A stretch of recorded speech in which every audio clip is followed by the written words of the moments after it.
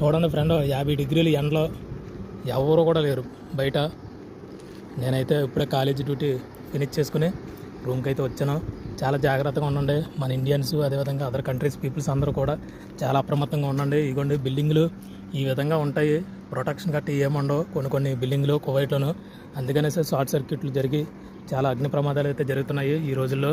చాలా జాగ్రత్తగా ఉండండి. నిన్న మంగాఫ్లో 50 మంది పైగా చనిపోతే దాంట్లో 40 మంది పైగా మన భారతీయులు ఉన్నారండి. చాలా చాలా బాధాకరంగా ఉంది ఆ సంఘటన జరిగింది. ఎలక్ట్రికల్ షార్ట్ సర్క్యూట్లు అయితే జరుగుతాయి. గ్యాస్ స్టవ్లు, గ్యాస్ బండ్లు అన్నీ కూడా మరి కట్టారా లేదనేసి వంటగదిలో చూసుకోండి. ఎక్కడైతే అరబీ ఇళ్లలో కొన్ని ఇళ్లలోనూ 3 గంటలకి 4 గంటలకి నైట్ టైం వండుకొని అయితే తింటారు వంట.